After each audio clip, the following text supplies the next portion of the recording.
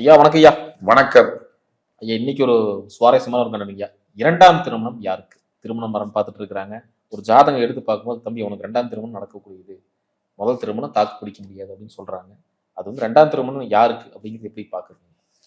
முதல்ல தேய்பிறை சந்திரன் அந்த காலகட்டத்தில் பிறக்கிறவர்களுக்கு இரண்டாம் திருமணம் நடக்கக்கூடிய வாய்ப்புகள் அதிகம். ஒளி குன்றிய நிலையில பிறக்கக்கூடிய குழந்தைகளுக்கு. இரண்டாவது, சுக்கிரன் பலவீனம் அடைந்திருக்கக்கூடியவர்களுக்கு இரண்டாம் திருமணம் என்கின்ற வாய்ப்புகள் அதிகம். அது சுக்கிரன் நீச்சமான அந்த மாதிரி நீச்சமானாலும் சரி, இல்ல ஒரு பலம் இழந்த நிலையில் சொல்றேன். அதாவது நீங்க வேற லக்னம், சுக்கிரன் உங்களுக்கு எதிரி, பாவ கிரகத்தோட கூட சுக்கிரன் சேர்ந்து புரியுது. அதே மாதிரி உங்க லக்னத்திலிருந்து 7ஆம் இடம் என்று சொல்லக்கூடிய களத்திரஸ்தானத்துக்கு அதிபதி நீச்சம், ஆட்சி, உச்சம், வக்ரம் 4 எது ஆனாலும் காலி மேரேஜ். அதே மாதிரி உங்களுடைய 7ஆம் இடத்துல சனி, ராகு, செவ்வாய் போன்ற கிரகங்கள் அமைந்தாலும் மேரேஜ் வந்து சங்கடம் தான். என்ன சார் எல்லாத்தையும் சொல்றீங்க, அப்ப என்னதான் இருக்குன்னா, உங்களுடைய களத்திரக்காரகன் 7ஆம் இட அதிபதி வலு பெற்றும் இருக்கக்கூடாது, வலு இழந்தும் இருக்க. நார்மலா இருந்தால் கொஞ்சம் கல்யாணம் பிரச்சனைகளோட ஓடும். கொஞ்சம் வலு பெற்ற நிலையிலோ வலு இழந்த நிலையிலோ இருந்தால் கிழிச்சு தொங்க விட்டுரும். இதை தவிர உங்களுடைய லக்னாதிபதியுடைய வலு, பூர்வ புண்ணியாதிபதியுடைய வலு, பாக்யாதிபதியுடைய வலு, இதுதான் திருமணத்தை பிடிச்சு நிறுத்தி வைக்கும். சண்டை இருந்தாலும் இவங்கெல்லாம் வலு இழந்துட்டாங்கன்னா இன்னும் மோசமான நிலைமை. ஃப்ரீ ரன், கொரட விடுறார், டைவர்ஸ். அவருக்கு மீச சின்னதா இருக்கு, டைவர்ஸ். மனைவி வந்து காலையில 8 மணிக்கு இட்லி வைக்கல, டேஸ்ட் இல்ல சட்னியில, டைவர்ஸ். ஸோ இரண்டாம் திருமணம் அப்படின்னா 1, 7லேருந்து 9 பார்க்கணும். 7ஆம் இட அதிபதி மற்றும் 9ஆம் இடத்தையும் பார்க்கணும். ரெண்டும் வச்சுதான் நம்ம சொல்ல முடியும். தவிர பல ஜாதகங்களில், இயற்கையில ரியாலிட்டியில நான் பார்த்த ஆயிரக்கணக்கான ஜாதகங்களில் லக்னாதிபதியிலிருந்து 7ஆம் இடம் களத்திரஸ்தானம், அந்த களத்திரஸ்தானத்துக்குரிய அதிபதியோட சனி தொடர்பு கொண்டால், பார்வை மூலியமாகவோ நட்சத்திர மூலியமாகவோ தொடர்பு கொண்டால் அந்த நபருக்கு 2ஆம் கல்யாணம் நடக்கிறது. ஐயா, இன்னைக்கு காலகட்டத்துல நிறைய இல்லீகல் அஃபேர் வச்சுக்கிறாங்க. ஸோ அது ஜாதக ரீதியா எப்படி நீங்க பார்க்கணும்? இன்றைக்கு காலகட்டத்துல 175 குடும்பங்கள்ல திருமணத்திற்கு அப்பாற்பட்ட உறவுகள் இருக்கிறத நம்ம பார்க்கிறோம். கிட்டத்தட்ட பெரும்பாலான குடும்பங்களில் ஒரு மனைவியோ அல்லது கணவனோ திருமணத்திற்கு அப்பாற்பட்ட உறவுகளில் இருக்கக்கூடியதை நம்ம பார்க்கிறோம். இது சர்வ சாதாரணமாக நடக்கிறது.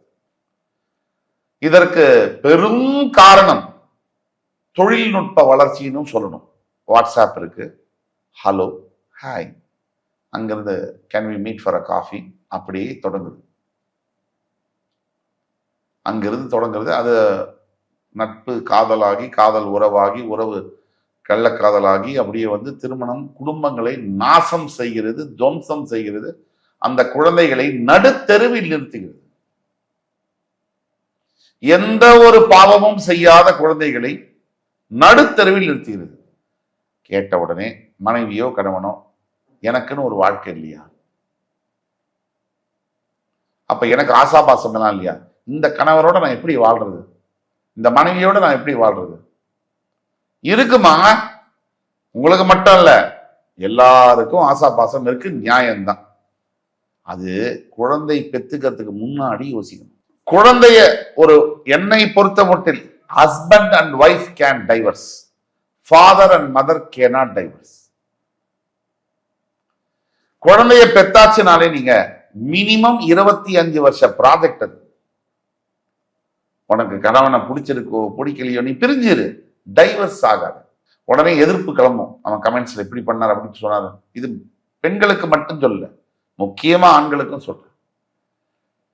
நீங்களாம் என்ன நினைச்சிட்டு இருக்கீங்க? ஒரு உயிரை இந்த பூமிக்கு கொண்டு வந்துட்டீங்க, உங்களுக்கு 1000 பிரச்சனை இருக்கு, அவஸ்தப்பட போறது அந்த உயிர். சிங்கிள் பேரண்ட் அப்ரிங்கிங்ல வந்த குழந்தைகளுடைய மனநிலைமையை பத்தி உங்களுக்கு தெரியுமா? அந்த குழந்தைகள் வெளியில சொல்றது இல்லை. உள்ளேயே Kumari Kumari Kumari Kumari anti social element ஆகவும், சைக்கலாஜிக்கல் ப்ராப்ளம் உள்ளவர்களாகவும் காலப்போக்கில் மாறுறாங்க. இது நிதர்சன உண்மை.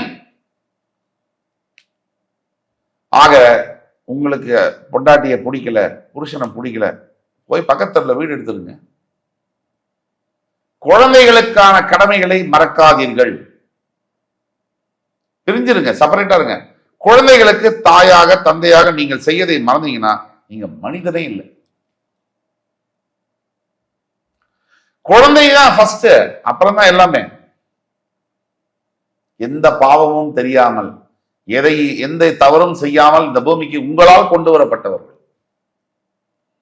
ஆக இந்த கள்ளக்காதல் திருமணங்கள் ஜோடிகள் எங்கே ஆரம்பிக்கிறது என்றால், 9ஆம் இடத்தோடு சனி தொடர்பு கொள்ளும் பொழுதும், 9ஆம் பாவத்தின் மேல் சனியுடைய பாதத்தை பதிக்கும் பொழுதும், லக்னாதிபதி மற்றும் 5ஆம் இடத்துக்கு அதிபதியுடைய திசை நடக்கும் பொழுது, அந்த திசை பாவகிரக புத்திநாதனோட அந்தரங்களோட சேர்ந்து வரும் பொழுதும் கேரக்டர் மாறுது.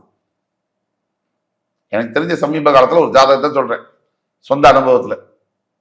கணவன் வரார், மனைவியுடைய ஜாதகத்தை கொண்டு வரார். என்ன சார் பிரச்சனை? என்ன சார், என் பொண்டாட்டி என் பேச்சே கேட்க மாட்டேங்கிறான். இது ஒரு பிரச்சனையா? எந்த பொண்டாட்டி எந்த புருஷன் பேச்ச கேட்கிறாரு? நான் சொன்னேன், இல்ல சார், அவங்க கூட ஒழுங்காவும் வாழ மாட்டேங்கிறாங்க, டைவர்ஸும் கொடுக்க மாட்டேங்கிறாங்க அப்படின்னாரு. ஒழுங்க பார்க்கலாம் ஜாதகத்தைன்னு பார்த்தேன். அந்த பெண்ணு காலையில 8 மணிக்கு ஆஃபீஸ் போவாங்க, சாயங்காலம் 6 மணிக்கு வருவாங்க, 9 மணிக்கு வருவாங்க. உள்ள போயிட்டு ஸ்விக்கி ஆர்டர் பண்ணுவாங்க, அவங்க ரூம்ல வரும். திரும்பியும் காலையில ஜொமேட்டோ ஆர்டர் பண்ணிட்டு போயிடுவாங்க. திரும்பியும் வருவாங்க, சாப்பிடுவாங்க. 2 பசங்க இருந்தாங்களா, செத்தாங்களா, ஸ்கூலுக்கு போனாங்களா, என்ன ஆச்சு, எந்த கவலையும் கிடையாது. அந்த அப்பா தான் பாத்துக்கிறாரு. சரிம்மா, உனக்கு தான் பிடிக்கலையே, என்ன நீ டைவர்ஸ் கொடுத்துரு. டைவர்ஸ் கொடுக்க மாட்டேன். சரி, உங்க அம்மா கிட்ட சொல்றேன். உங்க அம்மா கிட்ட சொன்ன, அம்மா சொன்னா கேட்க மாட்டேன். கல்யாணம் பண்ணி கொடுத்த உங்க அண்ணா கிட்ட சொல்றேன், அண்ணா சொன்னா கேட்க மாட்டேன். அப்புறம் சொன்னார், ஏன் ஜாதகத்தையும் கொஞ்சம் பாருங்க. வேண்டவே வேண்டான்ட்டு. இந்த மாதிரி ஒரு பெண்ணை கல்யாணம் பண்ண ஜாதகம், உங்களோட ஜாதகம் எப்படி இருக்கும்னு நமக்கு பார்க்க முன்னாடியே தெரியுது. ஆக இதுக்கு என்ன காரணம்னா, அந்த அம்மாவுக்கு நல்லா கவனிக்கணும். இங்கதான் அந்த அம்மாவுடைய ஜாதகத்துல குரு 5ஆம் இடத்துக்கு அதிபதியுடைய திசை வக்ரமாகி நடக்குது. அப்ப 5ஆம் அதிபதி கெட்டு போய் ஆட்சி பெற்று வக்ரமாகி நீச்சமாகி 5ஆம் இட அதிபதியுடைய திசை நடக்கும் போது கேரக்டரை இழக்கிறாங்க. தன்னுடைய ஒரிஜினாலிட்டி, தன்னுடைய பண்புகள், அதை இழக்கிறாங்க. அப்போ என்ன ப்ராப்ளம்னா, வேறு ஒரு மனிதர் ஆபீஸ்ல ஒர்க் பண்றவரோட அவங்களுக்கு நட்பு இருக்கு. இது அவரும் சொன்னாரு.